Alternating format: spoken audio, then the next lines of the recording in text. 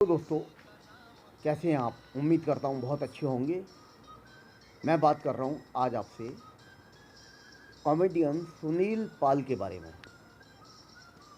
Stand up comedian हैं और उन्होंने आज भारत के डॉक्टरों के लिए एक बड़ी शर्मनाक बात कही है इस कोरोना टाइम में कि ज़्यादातर डॉक्टर यानी कि 90% डॉक्टर, उन्होंने कहा 90% डॉक्टर शैतान हैं, फ्रॉड हैं। कोरोना के नाम पर गरीबों से वो पैसे लूट रहे हैं, इस तरह की कुछ और अभद्र बातें कही हैं।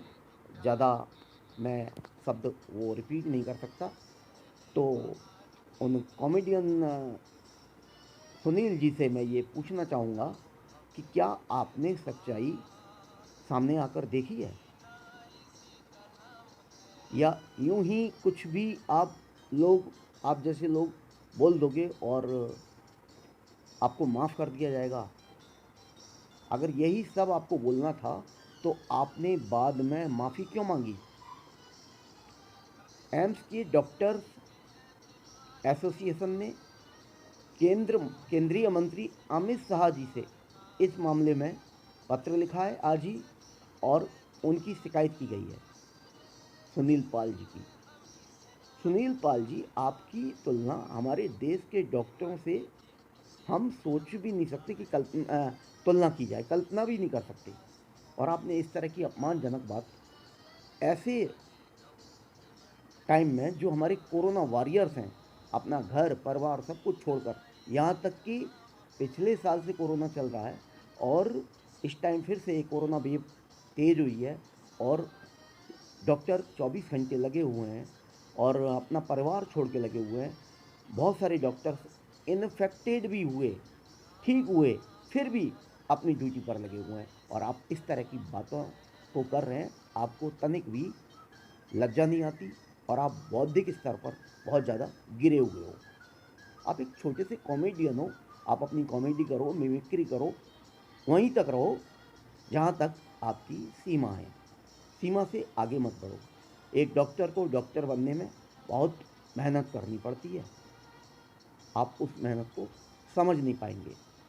16-16 घंटे पढ़ाई करनी पड़ती है, 20-20 घंटे पढ़ाई करनी पड़ती है, बड़ा त्याग करना पड़ता है, तब एक व्यक्ति डॉक्टर बनता है। और आज आपने इंडिया के 90% डॉक्टर्स को शैतान, फ्रॉड, इस तरह के शब्दों का इस्तेमाल उन फरिश्तों के लिए कहा जिनको भगवान के बाद एक दूसरा भगवान माना जाता है। जब पेशेंट्स की जान खतरे में होती है तो उसके परिजन कहते हैं, डॉक्टर साहब आप तो हमारे भगवान हैं, प्लीज़ बचा लो।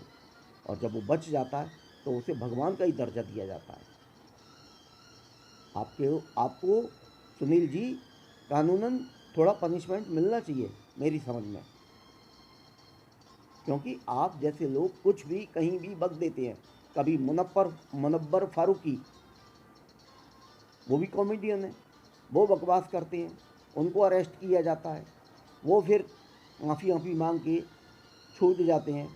आप लोगों को तमीज़ नहीं है, समझ में नहीं आता कि आप लोग क्या बोल रहे हैं और कैसे बोल जाते हो आप लोग।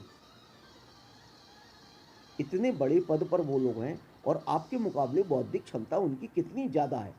आप उनके सामने कहीं भी नहीं हो, तिनके के बराबर भी नहीं हो, और आप बोल जाते हो। अपनी वाणी पर विराम लगाइए।